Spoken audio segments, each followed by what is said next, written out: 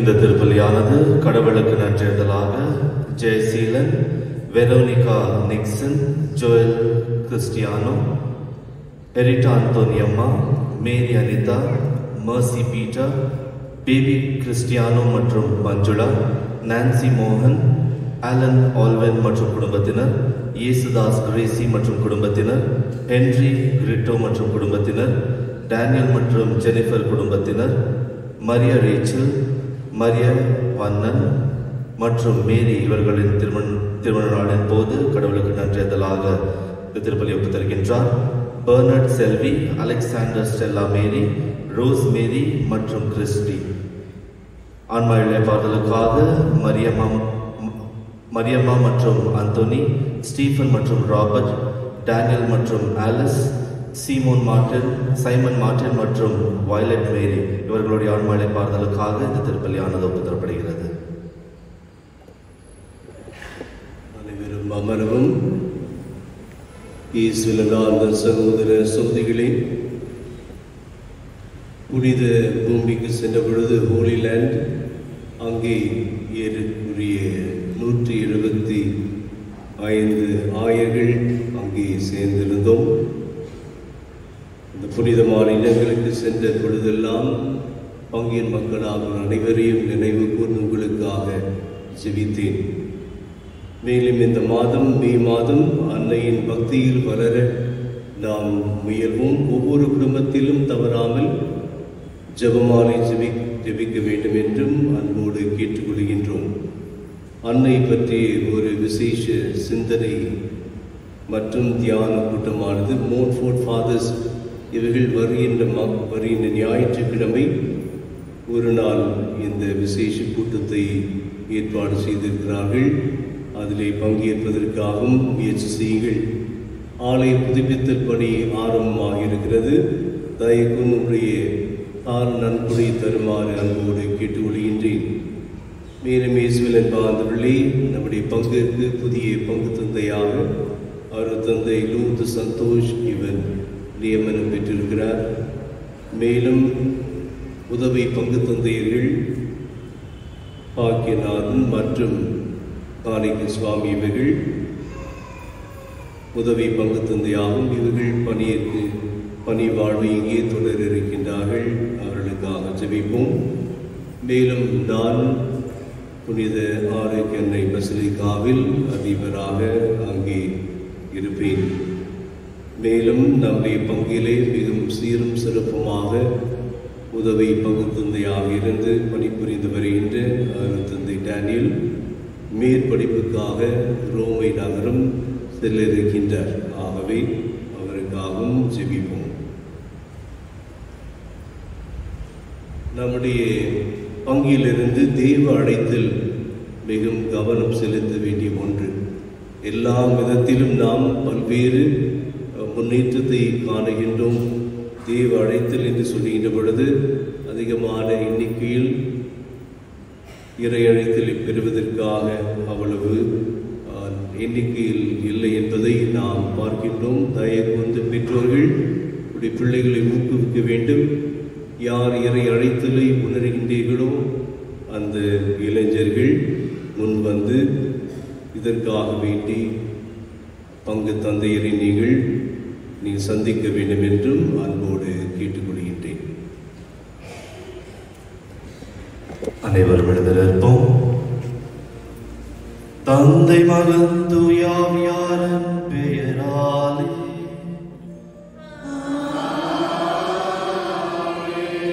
நம் ஆண்டவராகிய இயேசு கிறிஸ்துவின் அருள், கடவுளின் அன்பும் தூய ஆவியாரின் நட்புறவும் உங்கள் அனைவரோடும் இருப்பதாக.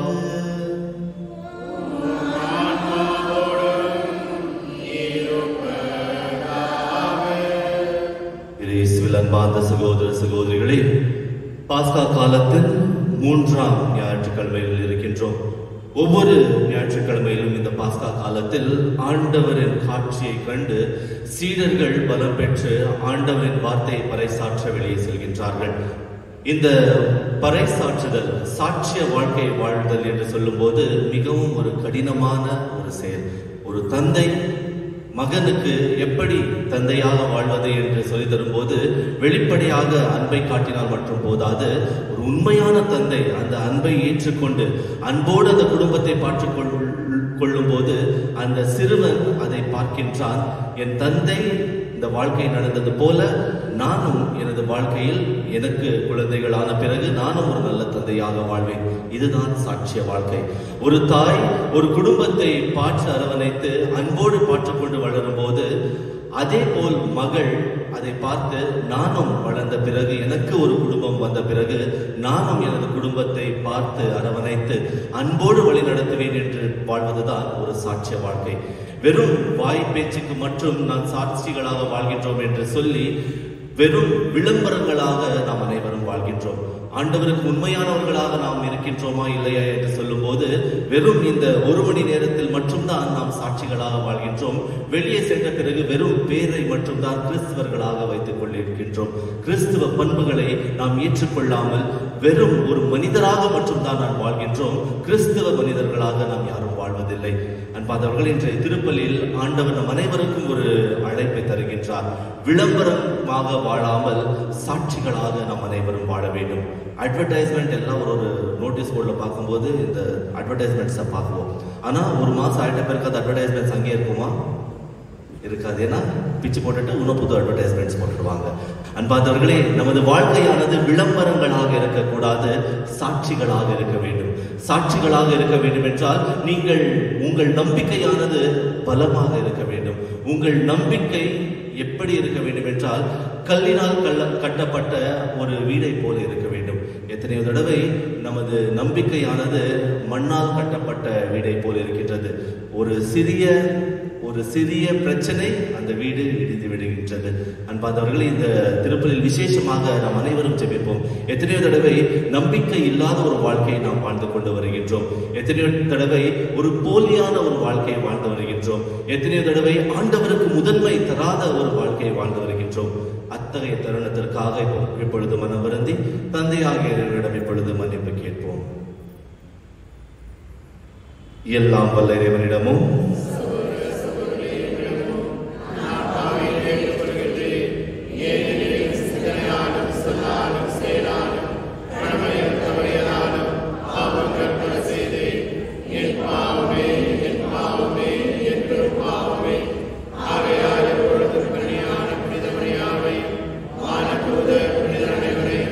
சகோதர சகோதரிகளே,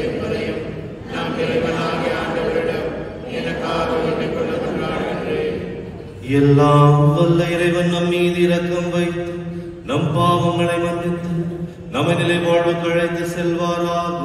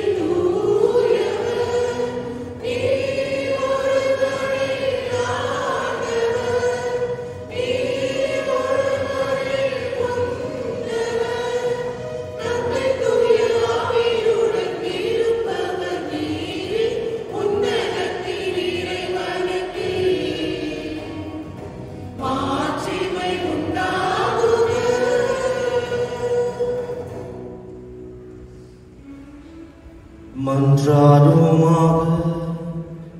இறைவா, புதுப்பிக்க பெற்ற ஏழ்மை உணர்வோடு மக்கள் என்றும் மக்களிப்பார்களாக. ஆதனாலும் சொந்த மக்கள் என்ற மாட்சியை மீண்டும் பெற்றுக்கொண்ட நாங்கள் உயிர்ப்பின் நாட்களுக்காக பேரின்பத்துடனும் உறுதியான எதிர்நோக்குடனும் காத்திருக்க செய்வீராக.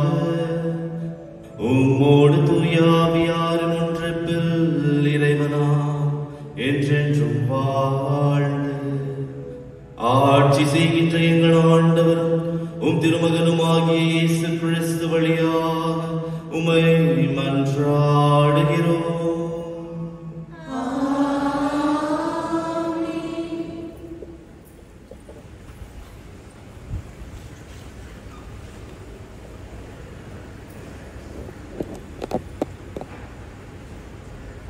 இவற்றுக்கு நாங்களும் தூய ஆவியும் சாட்சிகள்.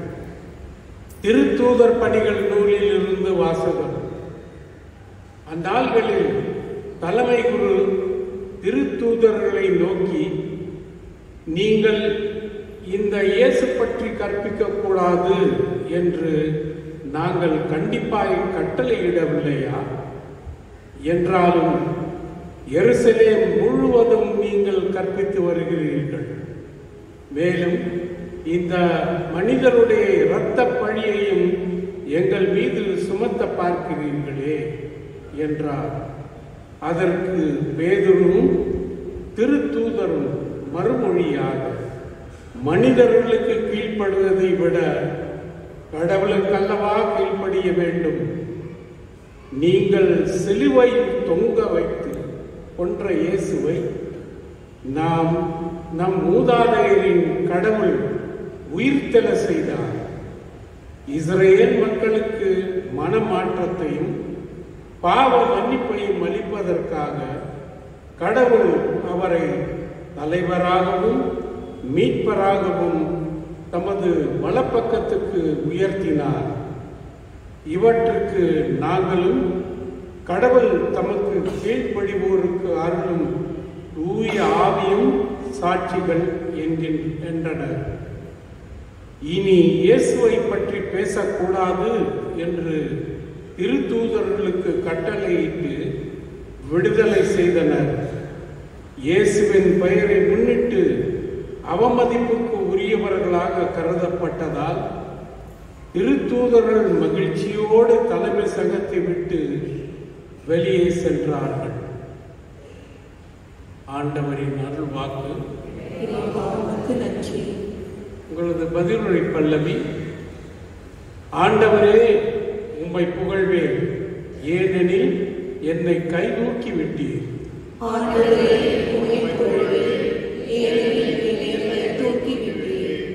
ஆண்டவரே, உம்மை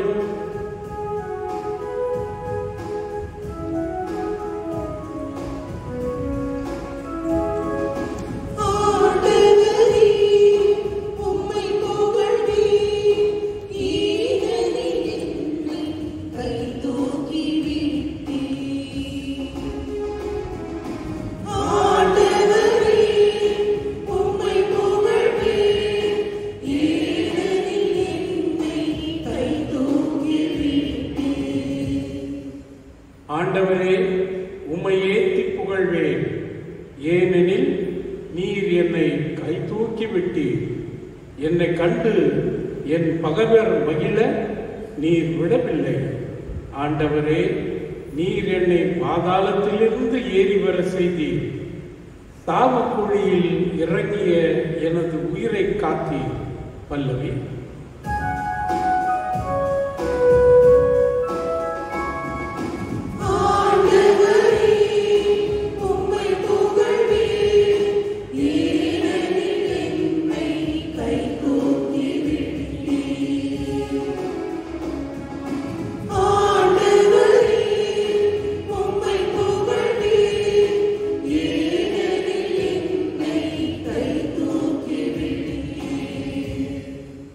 இறையன்பரே, ஆண்டவரை புகழ்ந்து பாடுங்கள். தூயவராம் அவரை நினைத்து நன்றி கூறுங்கள். அவரது சினம் ஒரு நொடி பொழுதுதான் இருக்கும். அவரது கருணையோ வாழ்நாள் முழுதும் நீடிக்கும். மாலையில் அழுகை, காலையில் ஆர்ப்பரிப்பு. பல்லவி.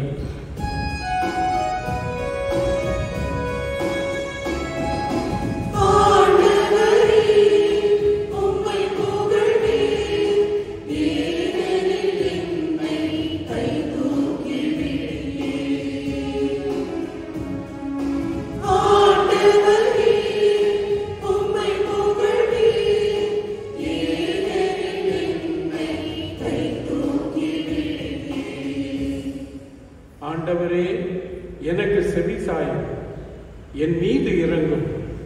ஆண்டவரே, எனக்கு துணையாயிரும். நீர் என் புலம்பலை கலிநடனமாக மாற்றிவிட்டீர். என் கடவுளாகிய ஆண்டவரே, உமக்கு என்றென்றும் நன்றி செலுத்துவேன். பல்லவி.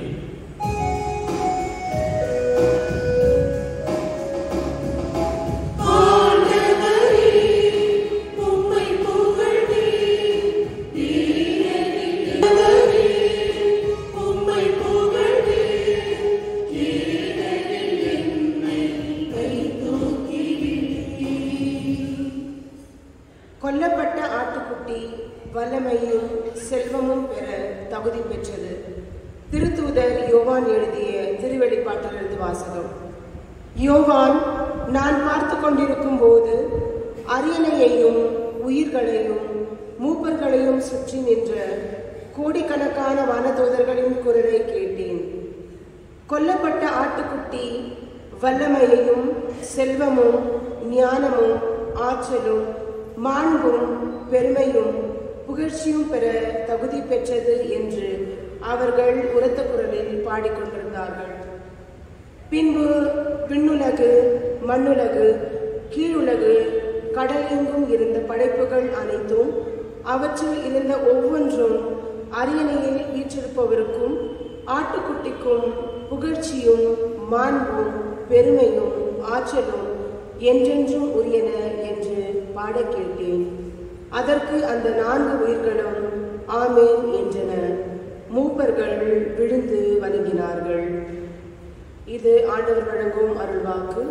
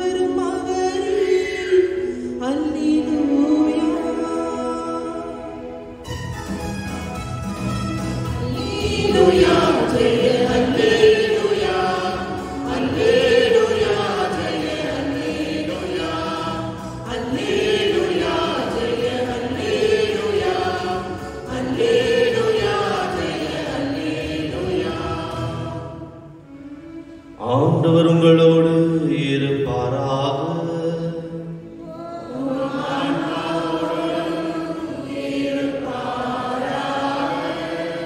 யோவான் எழுதிய நற்செய்தியிலிருந்து வாசகம்.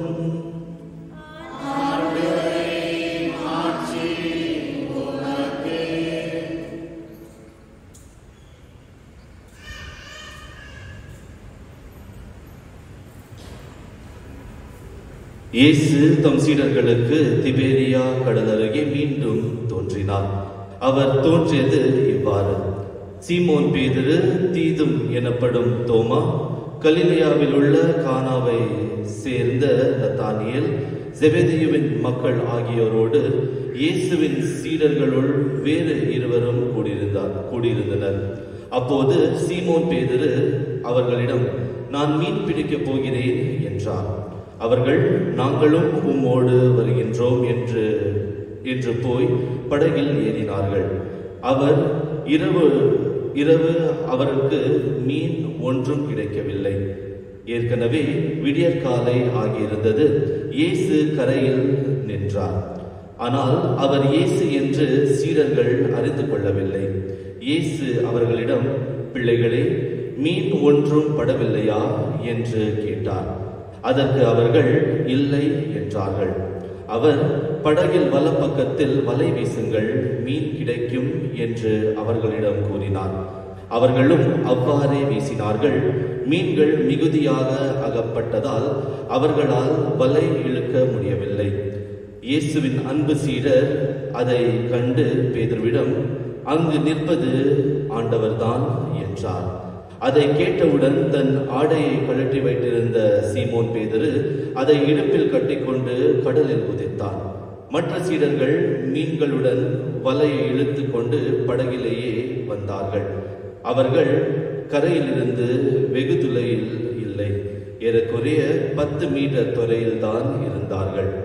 படகிலிருந்து இறங்கியவுடன் கரிகளால் தீ மூட்டி வைத்திருக்கப்பட்டதையும் அதன் மீது மீன் வைத்திருப்பதையும் அவர்கள் கண்டார்கள். அங்கு அப்பமும் இருந்தது.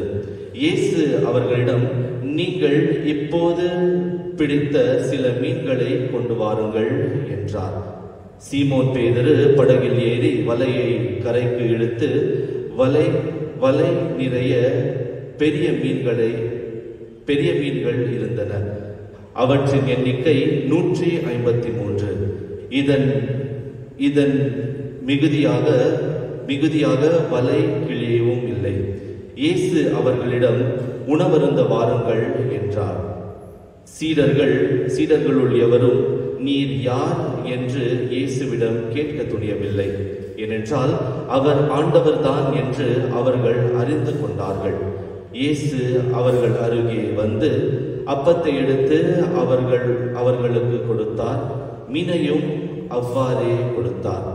இவ்வாறு இயேசு இறந்து உயிருடன் எழுப்பப்பட்ட பிறகு தம் சீடருக்கு இப்போது 3ஆம் முறையாக தோன்றினார். இது கிறிஸ்து வழங்கும் நற்செய்தி.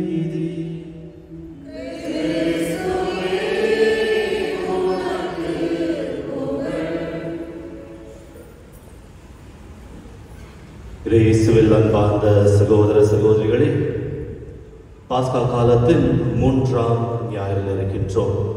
ஒரு மகிழ்ச்சியின் காலம், ஒரு சாட்சியின் காலம். உயிர்த்த ஆண்டவர் சீடர்களுக்கு எல்லா வாரமும் தோன்றி, ஒவ்வொரு ஞாயிற்றுக்கிழமையும் தோன்றி, கலங்காதீர்கள், நான் உங்களோடு இருக்கின்றேன், நான் உங்கள் விசுவாசத்தை பலப்படுத்துகின்றேன், என்னை நம்பி உங்கள் வாழ்க்கையை எனது கையில் தாருங்கள் என்று சொல்லும் நாட்கள் தான் இந்த பாஸ்கா காலமாக இருக்கின்றது. அன்பார்ந்தவர்களே, இந்த காட்சிகளானது வெறும் அந்த சீடர்களுக்கு மட்டுமல்ல, நமக்கும் இந்த காட்சிகள் இருக்கின்றது. நாம் எப்படிப்பட்ட வாழ்க்கையை வாழ்கின்றோம்? எதற்காக நான் ஆண்டவரை பின்பற்ற வேண்டும்? எதற்காக நான் நல்லவனாக இருக்க வேண்டும்? எதற்காக நான் நல்ல தந்தையாக இருக்க வேண்டும்? எதற்காக நான் நல்ல தாயாக இருக்க வேண்டும் என்று கேள்வி கேட்கும் நபருக்கு இந்த பாஸ்கா காலத்தில் ஆண்டவரின் வார்த்தையானது நம் அனைவருக்கும் ஒரு வெற்றியின் சின்னமாக இருக்கின்றது. அன்பார்ந்தவர்களே, ஏற்கனவே தொடக்கத்தில் சொன்னது போல நாம் அனைவரும் ஒரு சாட்சிய வாழ்க்கையை வாழ அழைப்பை பெற்றிருக்கின்றோம். திருமுழுக்கு நேரத்தில் பெற்றோர்கள் மற்றும் ஞான பெற்றோர்களுக்கு நாம் சொன்னது, நீங்கள் உங்கள் குழந்தைகளுக்கு வழிகாட்டியாக இருக்க வேண்டும். நீங்கள் எப்படி நடக்கின்றீர்களோ அப்படிதான் உங்கள் பிள்ளைகளும் நடப்பார்கள். அதனால் நீங்கள் எச்சரிக்கையாக, கவனமாக நீங்கள் உங்கள் வாழ்க்கையை நடத்தி செல்ல வேண்டும். உங்கள் பிள்ளைகளும் உங்களை பின்பற்றுவார்கள் என்று நாம் சொல்லியிருந்தோம். இந்த திருமுழுக்கின் வழியாக நீங்கள் சாட்சிய வாழ்க்கைக்கு அழைப்பை பெற்றிருக்கின்றீர்கள். ஆனால் இந்த சாட்சிய வாழ்க்கையை முழு மனதோடு நாம் ஏற்றுக்கொண்டவர்களாக இருக்கின்றோமா, அல்லது நாம் அனைவரும் விளம்பரங்களாக வாழ்கின்றோமா? சாட்சிய வாழ்க்கைக்கும் விளம்பர வாழ்க்கைக்கும் ஒரு ஒப்பந்தம் இருக்கின்றது. ஒரு சில விஷயங்கள் பொதுவாக இருக்கின்றது. முதல் விஷயம் என்னவென்றால் ஒரு பொருள். அந்த பொருள் மீது எனக்கு அதிகமாக நம்பிக்கை இருக்கும்போது அந்த நம்பிக்கையினால் நான் மற்றவர்களுக்கு சொல்வேன். அந்த பொருளின் மீது அதிகமாக நம்பிக்கை இருக்கும்போது முதல் பகுதி அந்த பொருள், 2ஆம் பகுதி நான் மற்றவர்களுக்கு சொல்வது அந்த நபர், மற்றும் 3ஆம் பகுதி நான். இந்த 3 பொருட்களும் முக்கியமான ஒரு பொருட்களாக இருக்கின்றது. விளம்பரத்திலும் சரி, சாட்சிய வாழ்க்கையிலும் சரி, இந்த 3 விஷயங்கள் மிகவும் முக்கியமான ஒரு விஷயமாக இருக்கின்றது. அன்பார்ந்தவர்களை, நான் ஏற்கனவே உங்களுக்கு தெரிந்தது போல சென்ற வாரம் தியானத்திற்கு சென்றிருந்தேன். அந்த தியானத்தின் இடம் கார்மெலராம். பெங்களூர்லேருந்து எனக்குரிய ஒரு 20 கிலோமீட்டர் 25 கிலோமீட்டர் சொல்லலாம். அது மெயின் ரோட்டில் இருக்கோன்னு பார்த்தா ஏதோ ஒரு கிராமம் மாதிரி ஏதோ உள்ளே இருந்துச்சு. தொடக்கத்தில் ஸ்டார்டிங் 2 நாள் தியானம், காலையிலேருந்து சாயந்தரம் வரைக்கும் டாக்ஸ் இருக்காது, பேசினே இருக்க மாட்டாங்க. சிந்தனைக்காக சில நேரங்கள் குருக்களுக்கு தருவார்கள். அந்த சிந்தனை இந்த சாயந்தரம் ஒரு 4 மணிலேருந்து 7 மணி வரைக்கும் இந்த ஃப்ரீ டைம். அந்த ஃப்ரீ டைமில் தான் நாங்கள் எல்லாம் வாக்குக்கெல்லாம் போயிட்டு வருவோம். அந்த டீ கடை எதனா தேடின்னு போவோம். ஒரு டீ கடை கூட இருக்கல. ஒரு குரூப் போனாங்க, ஒரு குரூப்களின் ஒரு குழு போனாங்க எங்கே இருக்குதுன்னு தேடின்னு வர்றதுக்கு. போயிட்டு ரிட்டர்ன் வந்தப்போ ஒரு 2 கிலோமீட்டர் நடந்துட்டு போனீங்கன்னா அங்கே ஒரு டீ கடை, ஒரு மலையாளி சேட்டை அங்கே வச்சிருக்காரு. அங்கே போயிட்டு நீங்கள் டீ சாப்பிடலாம், ரொம்ப நல்லா இருக்க டீ, நீங்கள் அங்கே போய் அவங்களோட விளம்பரம், குருக்கள் விளம்பரம் சென்றார்கள். அதே குருக்கள் 2ஆம் நாள் வேறு பக்கம் சென்று அந்த டீ கடை நல்லா இல்லை, இந்த டீ கடை நல்லா இருக்கு, நீங்க இந்த சைடோ போகலாம். இந்த விளம்பரம் என்று சொல்லும் போது எண்ணங்கள் மாறிக்கொண்டேதான் இருக்கின்றது. ஆனால் இந்த விளம்பரத்துக்கும் இந்த சாட்சிய வாழ்க்கையும் எனது தியானத்தில் பார்க்கும்போது தொடர்ந்து சாட்சியை தந்து கொண்டே இருந்தவர் எனது இந்த தியானத்தை நடத்தி தந்த அந்த அருள் தந்தை. ஆண்டவரின் மீது நீங்கள் நம்பிக்கை கொள்ள வேண்டும். ஆண்டவர் தான் உங்களுக்கு அன்பை தரும் ஒரு கடவுள், ஆண்டவர் உங்களை வழிநடத்தும் ஒரு கடவுளாக இருக்கின்றார் என்று தொடர்ந்து இவர் சொல்லிக் கொண்டே இருந்தார். ஒரு சாட்சியை சொல்லிக் கொண்டே இருந்தார். நான் எனது தியானத்தில் இந்த மறைவுரையை தயார் செய்து கொண்டிருக்கும் போது எனது எண்ணம் வந்தது, ஒரு போலியான ஒரு விளம்பரம் மற்றும் உண்மையான ஒரு சாட்சி. அன்பார்ந்தவர்கள், நமது வாழ்க்கையில் கூட நாம் எத்தனை தடவை நாம் போலியான விளம்பரங்களாக இருக்கின்றோம். நான் சில பேர் சொல்வாங்க, ஃபாதர் அந்த இடத்துக்கு போனீங்கன்னா உங்களுக்கு ஒரு நல்ல ஒரு சாப்பாடு உணவரங்கம் அங்கே இருக்கும், நீங்கள் அங்கே போய் சாப்பிடலாம்னு சொல்வீங்க. ஆனால் அதே நபர் அடுத்த வாரம் வந்து ஃபாதர் அங்கே வேண்டாம் ஃபாதர், அதை விட நல்ல ஒரு இடம் இருக்குது. மாற்றம் இது வந்து கொண்டேதான் இருக்கின்றது. ஆனால் யாராவது வந்து ஃபாதர் இந்த கோயில நான் ஆண்டவருடைய பிரசன்னத்தை பார்த்தேன், ஆனால் இந்த விட அதிகமான பிரசன்னத்தை நான் பக்கத்து கோயிலில் பார்த்து பக்கத்து கோயிலுக்கு போகலான்னு யாரா சொல்லியிருக்கிறீங்களா? சாட்சிய வாழ்க்கை மாறாது, விளம்பர வாழ்க்கை மாறும். அன்பார்ந்தவர்களே, இந்த இன்றைய வாசகத்தை பார்க்கும்போது 3 நபர்கள், முக்கியமான நபர்கள் இருக்கின்றார்கள். எனது எண்ணம் என்ன இந்த 3 நபர்கள் என்று நாம் தியானிப்போம். முதல் நபர், எனது கண்களில் கடவுள் என்பவர் யார்? எனது கண்களில் இயேசு என்பவர் யார்? எனது கண்களில் சீடர்கள் என்பவர்கள் யார்? எனது கண்களில் கடவுள், முதலாவது கடவுள். பிரான்சிஸ் தாம்சன் என்ற ஒரு ஆங்கில எழுத்தாளர் ஒரு கவிதை எழுதியிருக்கின்றார். ஹவுண்ட்ஸ் ஆஃப் ஹெவன் என்ற ஒரு கவிதை. தமிழில் மொழிபெயர்ப்பு செய்ய வேண்டும் என்றால், ஸ்வர்க்கத்தின் வேட்டை நாய்கள். வேட்டை நாய்கள்னு சொல்லும் போது தொத்தினே தான் இருக்கும். ஒரு முயல் வந்துச்சுன்னா அந்த வேட்டை நாய் தொத்தினே தான் இருக்கும். அதை பிடிக்கிற வரைக்கும் அந்த வேட்டை நாய் ஓயமா ஓயாதா? ஓயாது. அதன் இலக்கு அந்த முயலாக இருக்கின்றது. அப்படித்தான் இந்த எழுத்தாளர் சொல்கின்றார், கடவுள் ஒரு சொர்க்கத்தின் ஒரு வேட்டை நாயாக இருக்கின்றார், நாம் அனைவரும் முயலாக இருக்கின்றோம். இந்த ஓட்டமானது நாம் கடவுளிடமிருந்து ஓடிக்கொண்டேதான் இருக்கின்றோம். காரணம் என்னவென்றால், இந்த உலக ஆசைகளுக்கு நாம் கீழ்ப்படிந்து, இந்த உலகத்தின் மீது ஆசை அதிகமாகி நாம் கடவுள் வேண்டாம் என்று ஓடிக்கொண்டேதான் இருக்கின்றோம். ஆனால் கடவுள் இந்த மகள் எனக்கு தேவை என்று அன்பினால் நம்மை துரத்தி கொண்டே இருக்கின்றார். இந்த கவிதை வழியாக அவர் சொல்கின்றார், இந்த கவிதை வழியாக 4 பாடங்களை நாம் கற்றுக்கொள்ளலாம். முதல் பாடம் என்னவென்றால், நாம் எங்கு ஓடி சென்றாலும் கடவுள் நம்மை தேடிக்கொண்டேதான் இருக்கின்றார். நாம் எந்த பாவம் செய்தாலும் கடவுள் நம்மை தேடிக்கொண்டேதான் இருக்கின்றார். நாம் எந்த குறுக்கு வழியில் சென்றாலும் கடவுள் நம்மை தேடிக்கொண்டேதான் இருக்கின்றார். கடவுளிலிருந்து நாம் ஒழிய முடியாது. 2ஆம் பாடம் என்னவென்றால், ஓடி செல்வது ஒரு வீணான ஒரு விஷயம். நம்ம எல்லாம் நினைக்கலாம், நான் இங்கேருந்து நான் வேற இடத்துக்கு போயிட்டேன்னா கடவுள் வரமாட்டாரு, நான் ஒரு முக்காடு போட்டுன்னு நான் எதுனா தப்பு செஞ்சேன்னா கடவுள் வரமாட்டார். அன்பார்ந்தவர்களே, நாம் கடவுளிடமிருந்து தப்பிக்க இயலாது. இதெல்லாம் நமது மனதில் இருக்கும் ஒரு தவறான எண்ணங்கள். கடவுள் நம்மை தேடி வரும் ஒரு தந்தையாக இருக்கின்றார். நாம் எந்த மூன்றாம் ஒரு பாடம் என்னவென்றால், நாம் எந்த குறுக்கு வழியில் சென்றாலும் சரி, நாம் பெற்ற அனுபவங்கள் தவறான அனுபவங்கள் இருந்தாலும் சரி, கடவுள் நம்மை தண்டிப்பதில்லை. கடவுள் நம்மை ஏற்றுக்கொள்ளும் கடவுளாக இருக்கின்றார். நம்மை அன்பு செய்யும் ஒரு கடவுளாக இருக்கின்றார். இந்த பாடத்தினால் நாம் கற்றுக்கொள்ள வேண்டிய ஒரே ஒரு விஷயம், கடவுள் என்பவர் நாம் ஓடி செல்ல வேண்டிய ஒரு நபர் அல்ல, மாறாக நாம் அவரிடம் சென்று அவரது அன்பை பெற்றுக்கொள்ள வேண்டிய ஒரு நபராக இருக்கின்றது. இன்றைய நற்செய்தியில் நாம் பார்க்கின்றோம், சீடர்கள் ஆண்டவர் இறந்தவுடனே கலங்கி, எங்களுக்கு இது எல்லாம் வேண்டாம், நான் செய்த முதல் தொழிலுக்கே நான் செல்கின்றேன் என்று சொல்லி பேதுரு மீன் பிடிக்க செல்கின்றார். இதை பார்த்து அங்கிருந்த சீடர்களும் ஒரு ஆடுக மாதிரி, நானும் உங்க கூட வரும், எங்களுக்கும் வேலை வெட்டி இல்லை, நாங்களும் உங்க கூட வருவோம்னு போயிடுறாங்க.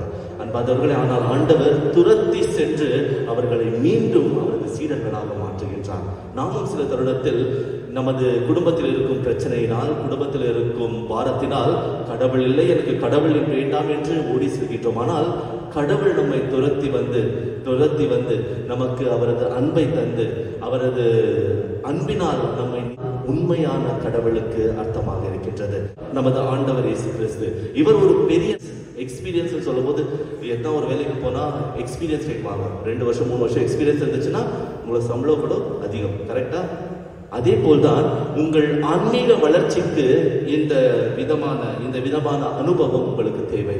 ஏனென்றால் இந்த விதமான அனுபவம் உங்களை ஆண்டவரின் அருகே அழைத்து செல்கின்றது. இரண்டாவதாக, மற்றவர்கள் என்னை துன்புறுத்தினாலும் நான் அவர்களுக்கு அன்பை தருவேன் என்றுதான் ஆண்டவர் நினைக்கின்றார். சில பேர் சொல்வாங்க, ஒரு ஃபாதர்ஸ் ஸ்கூல்ல இருக்கிறது, என்னுடைய பாஸ், நான் ரீஜென்சி செய்யும் போது என்னுடைய பாஸ் ரொம்ப டார்ச்சர் பண்ணாரு, அதனால அடுத்த வருஷம் எனக்கு ரீஜென்ட் யாருன்னா வரும்போது, அருட்சகோதரர்கள் வரும்போது அதே போல் நானும் அவர்களுக்கு துன்பத்தை தருகின்றேன். தவறான எண்ணம். எனது பெற்றோர்கள், எனது தந்தை எனது தாய்க்கு துன்புறுத்தி கொண்டே இருக்கின்றார், நானும் திருமணம் ஆன பிறகு எனது மனைவியை துன்புறுத்தி கொண்டே இருப்பேன். தவறான எண்ணம். அன்பார்ந்தவர்களே, இதுதான் தவறான ஒரு செயலாக இருக்கின்றது. ஆண்டவர் இந்த விதமான செயலை செய்ய அவருக்கு விருப்பமில்லை. அவர் சொல்வது, நீங்கள் எனக்கு துன்பத்தை தந்தால் கூட நான் உங்களுக்கு அன்பை தருகின்றேன், நான் உங்களுக்கு அன்பை தருகின்றேன், வெறும் அன்பு மட்டுமல்ல பேரன்பை உங்களுக்கு தருகின்றேன் என்று ஆண்டவர் சொல்கின்றார். மூன்றாவதாக, முக்கியமாக ஆண்டவர் சொல்வது மன்னிப்பு. நீங்கள் எனக்கு எதிராக என்ன செய்திருந்தாலும் நான் உங்களை மன்னிக்கின்றேன். இந்த மன்னிப்பு என்று சொல்லும் போது இது ஒரு உணர்வல்ல, எமோஷன் சொல்லுவாங்க. ஏதோ பேச்சுக்கு நான் உன்னை மன்னிச்சுட்டேன்னு ஆண்டவர் சொல்ல, இது ஒரு தீர்மானமாக இருக்கின்றது. எனக்கு தெரியும் அவர் எனக்கு எதிராக இந்த தவறை செய்திருந்தார், ஆனாலும் நான் இவரை மன்னிக்கின்றேன் என்று ஆண்டவர் சொல்கின்றார். இந்த மன்னிப்பு மட்டுமல்ல, ஆண்டவர் அந்த அன்பையும் கூட அப்படியே தான் செய்கின்றார். தீர்மானித்து, நீங்கள் எனக்கு எதிராக செயல்பட்டிருந்தாலும் கூட நான் தீர்மானித்து உங்களை அன்பு செய்கின்றேன் என்ற அழகான சொற்களை ஆண்டவர் சொல்கின்றார். அன்பார்ந்தவர்களே, ஆண்டவர் வேண்டாம் என்று உதறி தள்ளி போன அந்த சீடர்களுக்கு ஒரு பெரிய மனிதனாக ஆண்டவர் தோன்றி அவரது அன்பையும் சமாதானத்தையும் தருகின்றார். இதை பார்த்த சீடர்கள், ஓடி சென்ற சீடர்களுக்கு ஒரு மனமாற்றம். மூன்றாவது நபர்கள் சீடர்கள். தொடக்கத்தில் பார்க்கும்போது அனைவரும் பயந்து கலங்கி, எதற்காக நாம் ஆண்டவரின் பின் சென்றோம், எதற்காக இந்த நபருக்காக 3 ஆண்டுகள் வீணாக்கினோம் என்ற சிந்தனையோடு இருந்தவர்கள் இப்பொழுது இன்றைய வாசகத்தில் பார்க்கும்போது ஆண்டவருக்கு சாட்சிகளாக திகழ்கின்றார்கள். அந்த தலைமை குருக்கள், நீங்கள் ஆண்டவரை பற்றி பேசக்கூடாது என்று சொன்ன போது கூட நீங்கள் அவரை கொலை செய்தீர்கள் என்று குத்தி காட்டுகின்றார்கள். இதுதான் அவரது துணிவாக இருக்கின்றது. எப்பொழுது அவர்கள் அனைவரும் பயந்து பார்த்த சீடர்களை தான் நாம் பார்த்தோம். ஆனால் இப்பொழுது அவர்கள் அனைவரும் ஆண்டவரின் காட்சினால் துணிவை ஏற்றுக்கொண்டு துணிவாக அனைவரின் முன்னிலையும் வந்து, ஆண்டவரை கொலை செய்தவர்கள் நீங்கள் தான், ஆனாலும் அவர் உயிருடன் எழுப்பப்பட்டிருக்கின்றார் என்று சாட்சியாக அவர்கள் மாறுகின்றார்கள். விளம்பரமாக அல்ல. சீடர்கள் என்று சொல்லும் போது அவர்கள் எண்ணங்கள் மாறிக்கொண்டே இல்லை, மாறாக அவர்கள் எண்ணம் முழுவதும் ஆண்டவர் தான். ஆண்டவர் இறந்தார், நமக்காக இருந்தார், நாம் அவரை கொலை செய்தோம், அவர் உயிர் எழுந்தார். இந்த சாட்சியை அவர்கள் வாழ்க்கை முழுவதிலும் அவர் ஏற்றுக்கொண்டு அவரது வாழ்க்கையை வாழ்ந்தார்கள். அன்பார்ந்தவர்கள், இந்த 3 நபர்கள், கடவுள், இயேசு மற்றும் சீடர்கள், இந்த 3 நபர்களின் வாழ்க்கையை பார்த்த பிறகு நமது வாழ்க்கையை நாம் பார்க்க வேண்டும். நாம் அனைவரும் சாட்சிகளாக வாழ்கின்றோமா அல்லது விளம்பரங்களாக வாழ்கின்றோமா? சாட்சிகளாக வாழ வேண்டும் என்றால் உடல், உள்ளம் மற்றும் ஆற்றல், இந்த 3லும் அந்த எண்ணம் இருக்க வேண்டும். நான் கடவுளை அன்பு செய்கின்றேன் என்றால் வெறும் வாய் வழியாக நான் கடவுளை அன்பு செய்கின்றேன் என்று சொல்லி வெளியே சென்ற பிறகு கடவுளை நிந்திப்பது சாட்சிய வாழ்க்கைக்கு அழகல்ல. முழு மனதோடு உள்ளத்தோடு மற்றும் ஆற்றலோடு நான் கடவுளை அன்பு செய்கின்றேன் என்று சொல்லும் போது எந்த துன்ப வேளையில் கூட கடவுளை அன்பு செய்துதான் ஆக வேண்டும். இதுதான் சாட்சிய வாழ்க்கை. நமது குடும்பத்தில் பார்க்கும்போது தந்தை சாட்சிய வாழ்க்கையை வாழ்கின்றீர்களா? தாய் சாட்சிய வாழ்க்கையை வாழ்கின்றீர்களா? வெறும் நான் பேருக்கு நான் தாயாக இருக்கின்றேன், நான் அன்பார்ந்த அன்னை மரியாளை போல ஒரு சிறந்த தாயாக இருக்க வேண்டும் என்று நாம் அனைவரும் கேட்கின்றோம். ஆனால் குடும்பத்தில் வாழும் போது மற்றவர்களை மன்னித்து மற்றவர்களை ஏற்றுக்கொள்ளும் அந்த மனமானது நம்மில் இருக்கின்றதா? புனித சூசையப்பர் அந்த திருக்குடும்பத்தை பார்த்து அரவணைத்து வழிநடத்தினார். அதே போல் தந்தையானவர்கள் வெறும் வாய்ப்பேச்சு மட்டும் இல்லாமல் முழு மனதோடு எந்த விதமான எதிர்பார்ப்பும் இல்லாமல் தந்தைக்கு ஏற்ப அந்த கடமையை ஏற்றுக்கொண்டு வாழ்கின்றீர்களா? இந்த பிள்ளைகள் என்று சொல்லும் போது ஒரு நல்ல வழிகாட்டிகள் நமது ஆண்டவர் இயேசு கிறிஸ்து தான். ஏனென்றால் ஒரு கீழ்ப்படிந்த ஒரு வாழ்க்கை, தந்தை தாய் சொன்னதுபடி அவரது வாழ்க்கையை வாழ்ந்தார்கள். இன்றைய காலகட்டத்தில் நமது பிள்ளைகள் பெற்றோர்களின் பேச்சை கேட்டவர்களாக இருக்கின்றீர்களா? அன்பாதவர்களே, வெறும் வாய் பேச்சுக்கு நான் சாட்சியாக இருக்கின்றேன், நான் கிறிஸ்துவனாக இருக்கின்றேன். இப்போ எல்லாம் ரெக்கமெண்டேஷன் லெட்டர் ரொம்ப அதிகமாக, உங்களுக்கே தெரியும், ரெக்கமெண்டேஷன் லெட்டர் அதிகமாக இருக்கு. ஏன்னா இந்த ரெக்கமெண்டேஷன் லெட்டர் என்னதுன்னா, நான் கிறிஸ்துவன், நான் இந்த ஆலயத்திற்கு சேர்ந்தவன். வெறும் அந்த சான்றிதழ் இருந்தால் மட்டும் போதுமா? சில பேர் சொல்லுவாங்க, ஃபாதர் இந்த சர்டிஃபிகேட் இருந்துச்சுன்னா போதும் ஃபாதர். இந்த சர்டிஃபிகேட் கிழிச்சு போட்டால் அந்த சர்டிஃபிகேட்டுக்கு எந்த விதமான மதிப்பும் இல்லை. அன்பார்ந்தவர்களை, சாட்சிய வாழ்க்கை என்பது நமது உள்ளத்தில் எழுதி வைத்திருக்க வேண்டும். நான் முழு மனதோடு நான் ஆண்டவரை நேசிக்கின்றேன், நான் முழு மனதோடு கிறிஸ்துவ குடும்பமாக நான் மாறுகின்றேன் என்று சொல்லும் போது நாம் சாட்சிகளாக வாழ வேண்டும். மற்றவர்கள் பார்த்து இந்த குடும்பமானது ஒரு திருக்குடும்பமா போல் இருக்கின்றது என்று சொன்னால் மட்டும் போதாது, உங்கள் குடும்பத்தில் இருக்கும் உறுப்பினர்கள் கூட சொல்ல வேண்டும், எங்கள் குடும்பமானது திருக்குடும்பமாக இருக்கின்றது. வெளியே எல்லாமே நல்லா தான் இருக்கும், உள்ள பில்டிங் பேஸ்மெண்ட் எப்படி இருக்குதுன்னு அந்த பேஸ்மெண்ட்ல வாழ்றவங்களுக்கு தான் தெரியும். அதனால் அன்பார்ந்தவர்களே, நாம் அனைவரும் எத்தனையோ தடவை விளம்பரங்களாக வாழ்கின்றோம், போலியான ஒரு வாழ்க்கை. இந்த விளம்பரங்கள் கிழிக்கப்படலாம், ஆனால் சாட்சிகள் கிழிக்கப்பட இயலாது. அதனால் நாம் அனைவரும் இன்றைய திருப்பலில் விசேஷமாக ஜெபிப்போம். விளம்பரத்தை போல் இருக்காமல் சாட்சிகளாக ஆண்டவரின் வார்த்தைக்கு, ஆண்டவரின் செயலுக்கு, நமது குடும்பத்தில், எனது வாழ்க்கையில் சாட்சிகளாக இருக்க இன்றைய திருப்பலில் தொடர்ந்து ஜெபிப்போம். ஆமென்.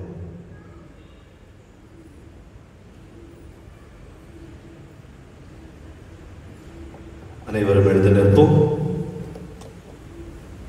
ஒரே கடவுளை நம்புகின்றேன், விண்ணகமும் மண்ணகமும் காண்பவை காணாதவை யாவும் படைத்த எல்லாம் வல்ல தந்தை அவரே, கடவுளின் ஒரே மகனாய் உதித்த ஒரே ஆண்டவர் இயேசு கிறிஸ்துவை நம்புகின்றேன்.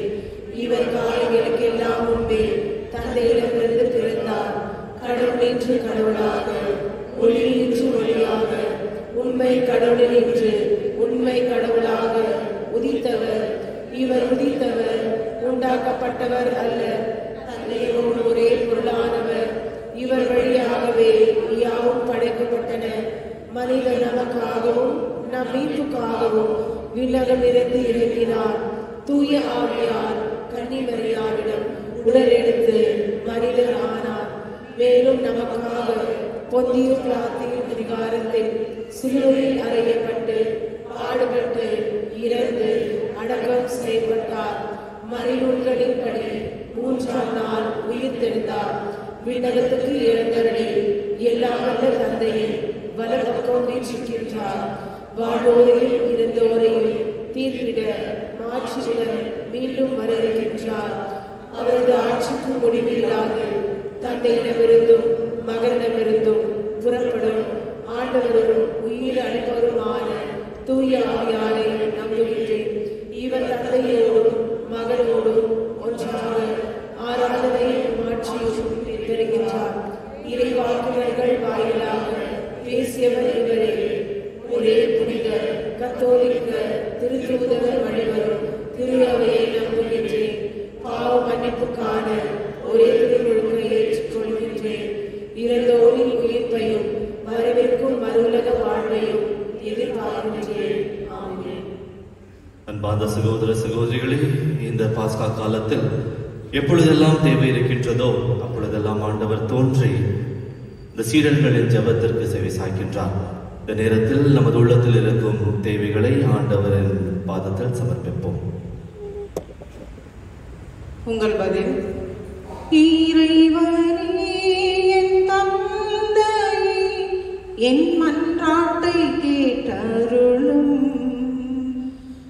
இறைவனே, என் தந்தையே, என் மன்றாட்டை கேட்டருளும். வாழ்வளிக்கும் வள்ளலே, என் இறைவா,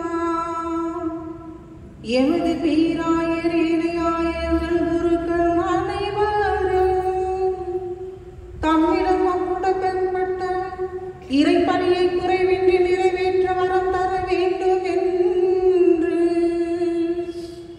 இறைவா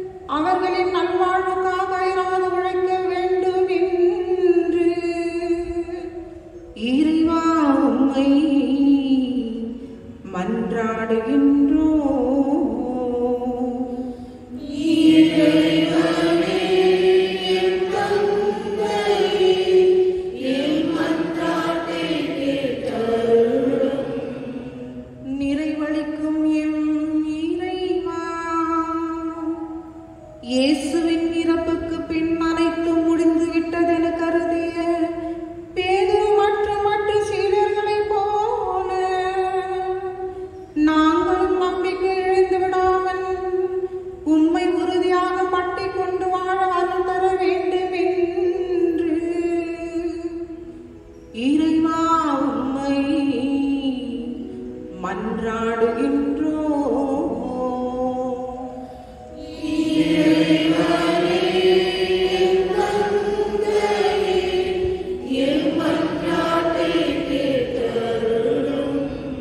மீட்பளிக்கும் எம் இறைவா, பாவ வழிகளில் சிக்குண்டு அதனின்று வெளிவர வழி தெரியாமல் தவிக்கின்ற அனைவருக்காகவும் இந்நேரத்தில் வேண்டுகின்றோம்.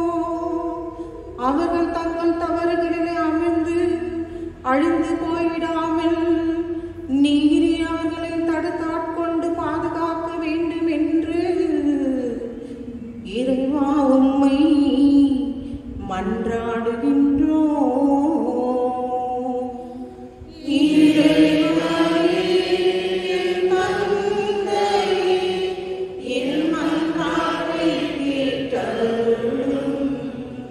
நம் தனிப்பட்ட தேவைக்காக இறைவனிடம் மன்றாடுவோம். இந்த நேரத்தில் விசேஷமாக நமது குடும்பங்களில் உயிர் தாண்டவரின் அன்பு மற்றும் சமாதானம் என்றும் இருக்க வேண்டும் என ஜெபிப்போம்.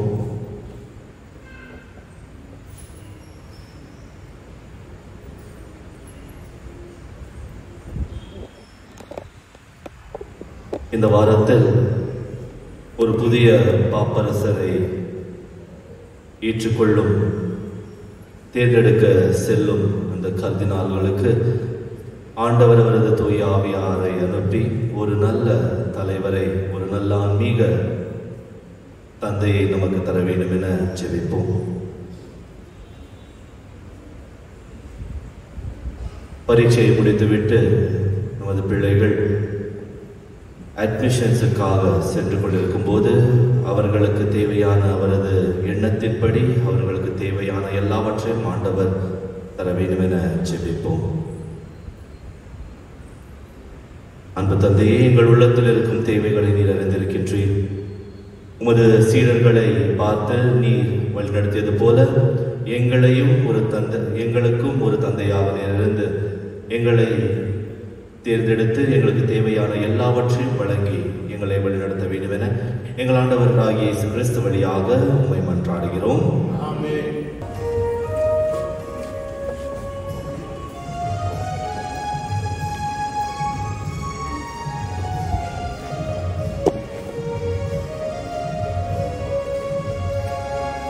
பலியாக என்னை உனக்கு தருவேன். இந்த படைப்பெல்லாம் நீதானே படைத்தாயது. பலியாக என்னை உனக்கு தருவேன். இந்த படைப்பெல்லாம் நீதானே படைத்தாயது. என்னை நான் உமக்களுக்கு நிறைவாயிற்று. என்னை நான் உமக்களுக்கு நிறைவாயிற்று. உறவா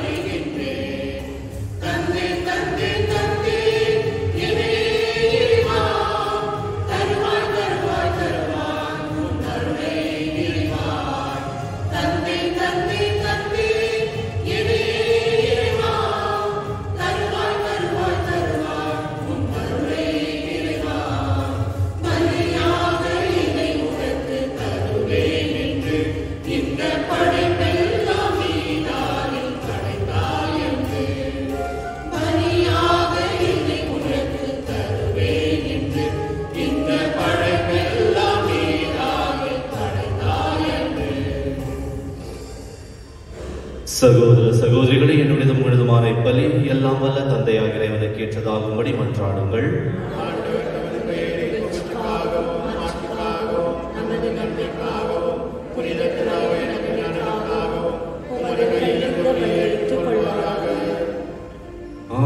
ஆண்டவரே, அக்களிப்புறம் திரு அவையின் காணிக்கைகளை ஏற்றுள்ள உம்மை வேண்டுகின்றோ.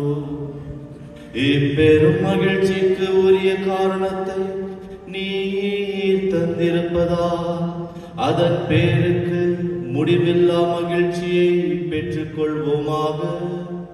எங்கள் ஆண்டவராகிய கிறிஸ்து வழியாக உம்மை மன்றாடுகிறோம்.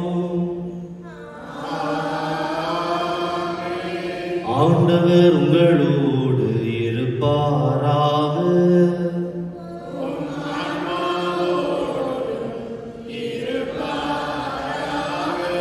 இதயங்களை மேலே எழுப்புங்கள்.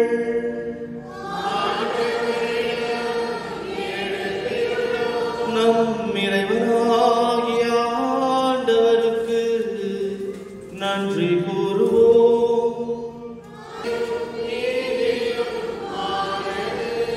ஆண்டவரே, எக்காலத்திலும் உம்மை புகழ்ந்துரைப்பது எல்லாவற்றுக்கும் மேலாக எங்கள் பாஸ்காவாகிய கிறிஸ்து பலியான இந்த சிறப்பான காலத்தில் உம்மை இன்னும் மிகுதியாக வாழ்த்தி போற்றுவது மெய்யாகவே தகுதியும் நீதியும் ஆகும். எங்கள் கடமையும் மீட்புக்குரிய செயலுமாகும்.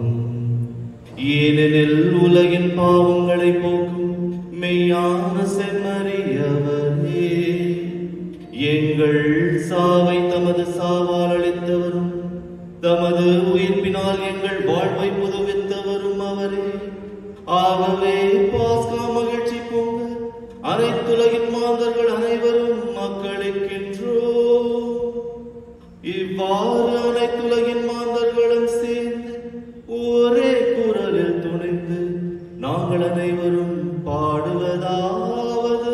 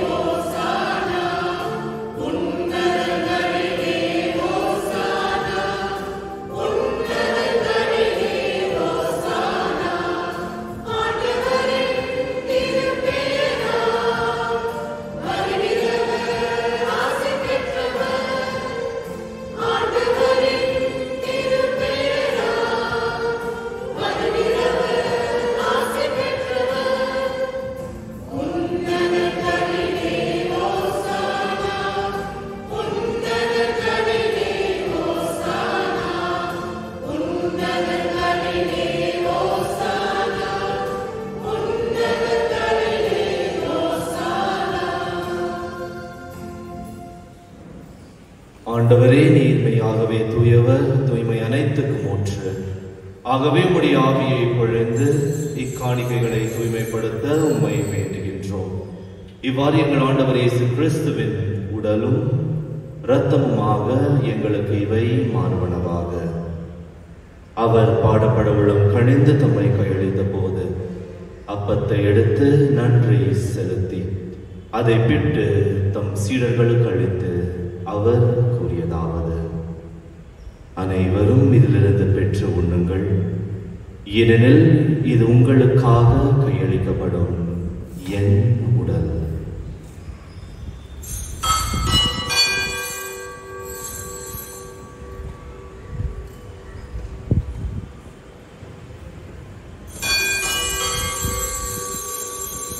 அவ்வண்ணமே இரவு விருந்தை அருந்திய பின் கிண்ணத்தையும் எடுத்து மீண்டும் உமக்கு நன்றி கூறி தம் சீடர்களுக்கு அளித்து அவர் கூறியதாவது: அனைவரும் இதிலிருந்து பெற்று பருகுங்கள், ஏனெனில் இது புதிய நிலையான உடன்படிக்கைக்குரிய என் இரத்தத்தின் கிண்ணம். இது பாவ மன்னிப்புக்கென்று உங்களுக்காகவும் பலருக்காகவும் சிந்தப்படும். இதை என் நினைவாக செய்யுங்கள்.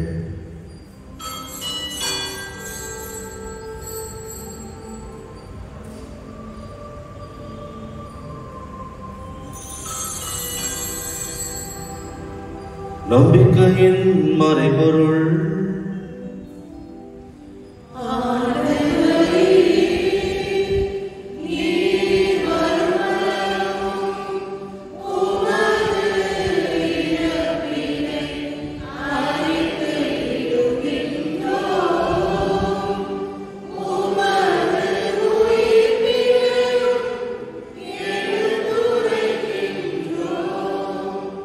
ஆகவே ஆண்டவரே, நாங்கள் கிறிஸ்துவின் இறப்பினையும் உயிர்ப்பினையும் நினைவு கூர்ந்து வாழ்வதரும் அப்பத்தையும் மீட்பளிக்கும் கிண்ணத்தையும் உமக்கு ஒப்புத் தருகின்றோம். திருமுன் நின்று உமக்கு ஊழியம் புரிய தகுந்தவர்கள் என எங்களை ஏற்றுக்கொண்டீர். எனவே உமக்கு நன்றி செலுத்துகின்றோம். மேலும் கிறிஸ்துவின் உடலிலும் இரத்தத்திலும் பங்கு கொள்ளும் எங்களை தூய ஆவியார் ஒன்று சேர்க்க வேண்டும் என உம்மை தாழ்மையுடன் மன்றாடுகின்றோம். ஆண்டவரே, உலகெங்கும் பரவியிருக்கும் உமது திரு அவையை நினைவு கூர்ந்தருளும். எங்கள் ஆயர் பீட்டர் மச்சாதோ, சுசைநாதன் மற்றும் சதீஷ் எங்கள் துணை ஆயர்கள், எல்லா திருநிலையினர் ஆகிய அனைவரோடும் உமது திரு அவை அன்பில் நிறைவு பெற செய்தருளும். மேலும் உயிர்த்தெழும் எதிர்நோக்குடன் துயில் கொள்ளும் எங்கள் சகோதர சகோதரிகளையும் இறந்தோர் அனைவரையும் இரக்கத்துடன் நினைவு கூர்ந்து உமது திருமுக ஒளியினுள் ஏற்றருளும். எங்கள் அனைவர் மீதும் இரக்கம் ஆயிரம். கடவுளின் கன்னித்தாயான புனித மரியா, அவருடைய கணவரான புனித யோசேப்பு, புனித திருத்தூதர்கள், இவ்வுலகில் உமக்கு உகந்தவராய் இறந்தோர் ஆகிய புனிதர் அனைவரோடும் நாங்கள் நிலை வாழ்வில் பங்கு கொள்ளும் தகுதி பெற்று திருமகன் இயேசு கிறிஸ்து வழியாக உம்மை புகழ்ந்தேற்றும் வரமருள உம்மை மன்றாடுகின்றோம்.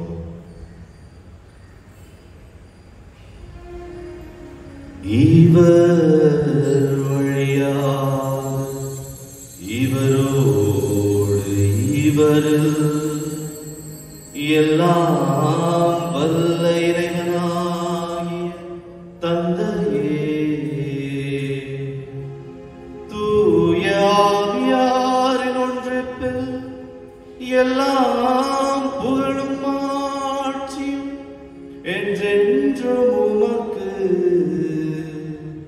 உரியதே.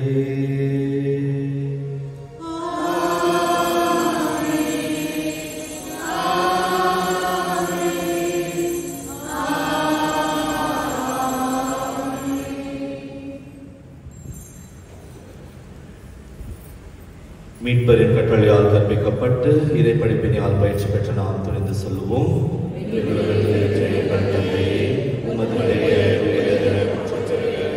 உமது ஆட்சி வருக,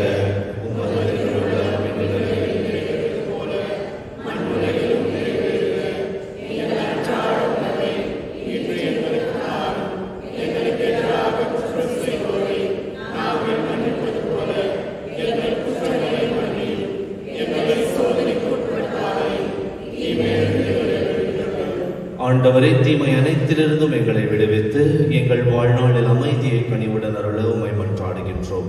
உமது இரக்கத்தின் உதவியால் நாங்கள் பாவத்திலிருந்து எப்போதும் விடுதலை பெற்று யாதொரு கலக்கமும் இன்றி நலமாயிருப்போமாக. நாங்கள் எதிர்நோக்கி இருக்கும் பேரின்பத்திற்காகவும் எம் மீட்பராகிய இயேசு கிறிஸ்துவின் வருகைக்காகவும் காத்திருக்கின்றோம். ஆண்டவரே இயேசு கிறிஸ்துவே, அமைதியை உங்களுக்கு விட்டு செல்கின்றேன், என் அமைதியை உங்களுக்கு அளிக்கின்றேன் என்றும் திரு தூதர்களுக்கு மொழிந்தீரே. எங்கள் பாவங்களை பாராமல் உமது திரு அவை நம்பிக்கையை கண்ணோக்கி உமது திருவுள்ளத்திற்கு ஏற்ப அதற்கு அமைதியையும் ஒற்றுமையும் அளித்தருள்வீராக. என்றென்றும் வாழ்ந்த ஆட்சி செய்கின்றவர் நீரே. ஆண்டவருடைய அமைதி உங்கள் அனைவரோடும் இருப்பதாக.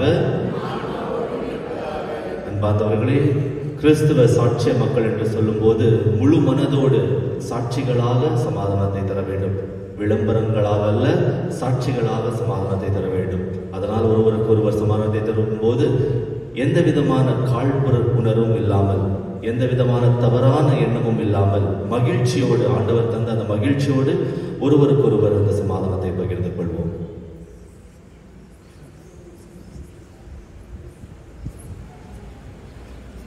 உலகின் பாவம் போக்கும் இறைவனின் செம்மறியே, என் மேல் இரக்கமாயிரும். உலகின் பாவம் போக்கும் இறைவனின் செம்மறியே, என் மேல் இரக்கமாயிரும். உலகின் பாவம் போக்கும் இறைவனின் செம்மறியே, எமக்கு அமைதி அருளும்.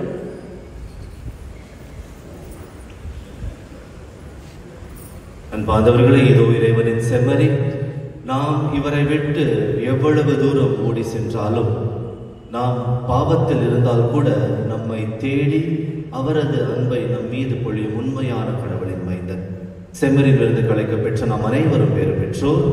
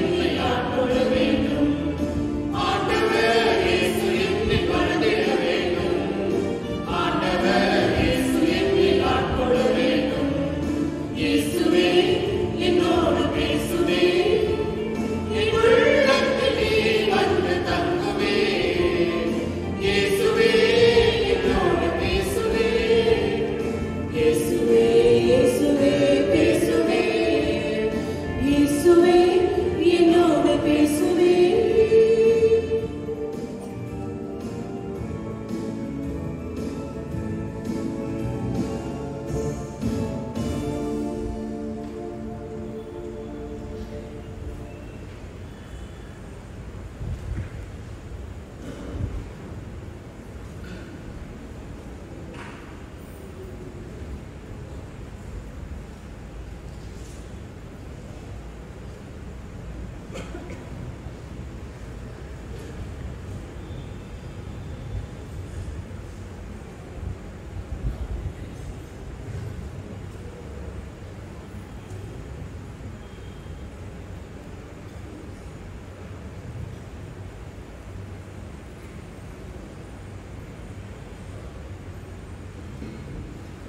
யூபிலி ஆண்டு ஜெபம். விண்ணக தந்தையே, உம் திருமகனும் எம் சகோதரருமான இயேசு கிறிஸ்துவில் நீர் எங்களுக்கு வழங்கிய நம்பிக்கையும் தூய ஆவியார் வழியாக எங்கள் இதயங்களை நீர் பற்றிய செய்த பிற அன்பு சுடரும் உமது அரசியல் வருகைக்கான எதிர்நோக்கை எங்களில் தட்டி எழுவதாக நற்செய்தி விதைகளை நாளும் வளர்த்தெடுக்கும் நல்லோராய் உம் அருள் எம்மை மாற்றுவதாக. தீமை ஆற்றல்கள் மறைந்து உம் ஆட்சி நீடித்து ஒளிரும் பொருட்டு மானிட உள்ளங்களும் முழு ஆண்டுகளிலும் புதிய விண்ணகம் புதிய மண்டகம் நோக்கிய காலங்களில் ஆற்றல் பெறுவதாக. யூபிலி கொண்டாட்டத்தின் அருள் விண்ணக செல்வங்களுக்கான ஆர்வத்தை எதிர்நோக்கி திருப்பயணிகளாக எம்மில் தூண்டி எழுப்புவதாக. அதே அருள் எம்மில் பெரும் மகிழ்ச்சியும் அமைதியையும் அகிலமெங்கும் அளிப்பதாக. என்றென்றும் போற்றுதலுக்குரிய எம் கடவுளாகிய நோக்கி மாற்றியும் புகழும் இன்றும் என்றும் உறுதியாக. ஆமென். மன்றாடுவோமாக. ஆண்டவரின் நிலையான மறை நிகழ்வுகளால் நீர் புதுப்பித்த திருவுள்ளமான மக்களை கனிவுடன் கண்ணோக்கி அருளவுமை வேண்டுகின்றோம். அதனால் நாங்கள் மகிழ்ச்சிக்குரிய உடலில் அடிமற்ற உயிர் தெழுதலுக்கு வந்து சேர அருள்வீராக. எங்கள் ஆண்டவராகிய கிறிஸ்து வழியாக உம்மை மன்றாடுகிறோம்.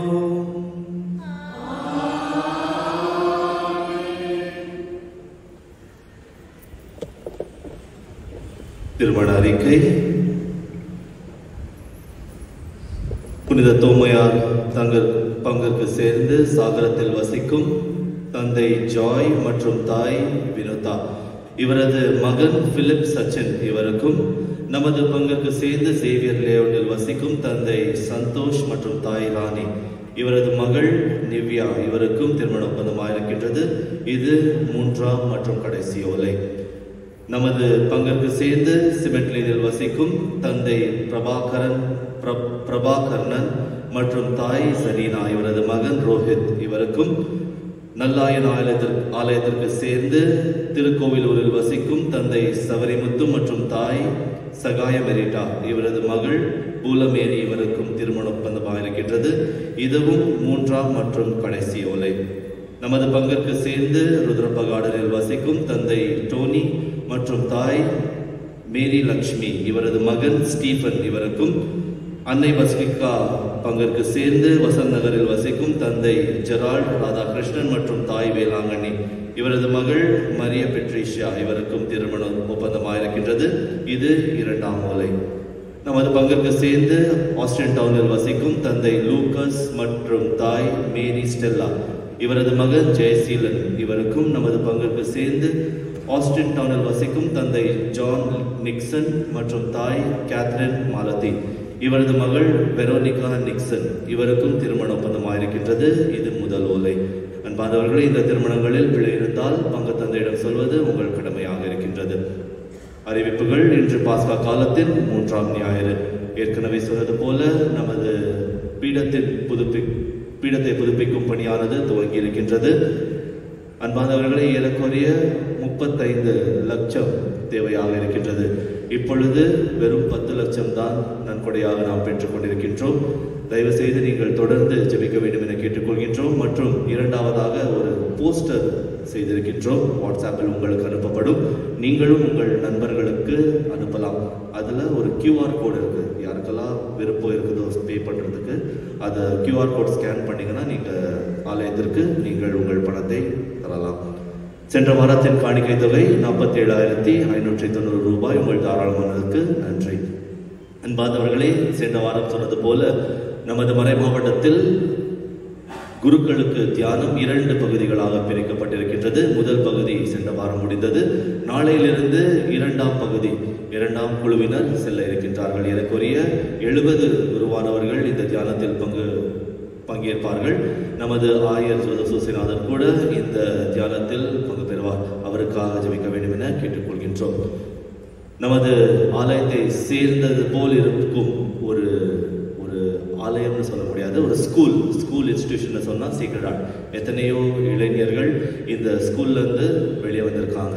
இந்த SSLC மற்றும் PUC மதிப்பெண்களை பற்றி சொல்லும்போது SSLCயில் இவர்கள் 96% மற்றும் PUCயில் 94% பெற்றிருக்கின்றார்கள் மதிப்பெண்கள். அனைவரும் அவர்களுக்கு பாராட்டுதல்.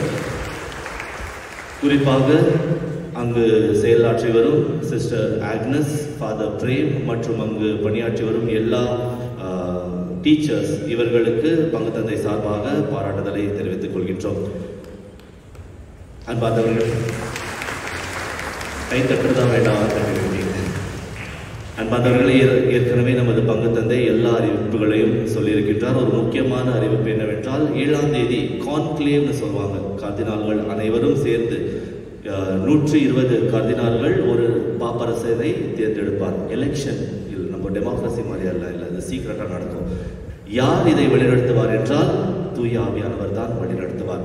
நம் திருச்சபையில் இருக்கும் நம் அனைவருக்கும் ஒரு பெரிய பணி என்னவென்றால் ஒரு நல்ல ஆன்மீக தந்தை. நமது ஜபத்தால் கடவுள் நமது ஜபத்தை செவிசாய்க்கின்றார். அதனால் தொடர்ந்து ஒரு நல்ல ஆயனுக்காக, ஒரு நல்ல தந்தைக்காக, ஒரு நல்ல பாப்பரசருக்காக ஜெபிப்போம். 7ஆம் தேதி இது துவங்க இருக்கின்றது. 7ஆம் தேதினு சொன்னா ஆண்டவரின் ஆசியினால் அடுத்த ஞாயிற்றுக்கிழமை நமக்கு ஒரு புதிய பாப்பரசர் கிடைக்கலாம். அதனால் தொடர்ந்து ஜெபியுங்கள். ஒரு நல்ல பாப்பரசர், நமது தேவைகளுக்கு ஏற்ப ஒரு செயலாற்றும் ஒரு தந்தை நமக்கு கிடைக்க வேண்டும் என நாம் அனைவரும் தொடர்ந்து ஜெபிப்போம். கடைசி ஆசிரியருக்காக எழுந்து நிற்போம்.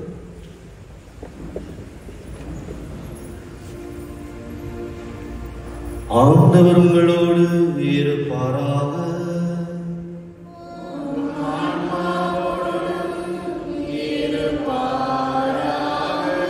எல்லாம் வல்ல இறைவன் தந்தை மகன் தூய ஆவியார் உங்களுக்கு ஆசி வழங்குவாராக.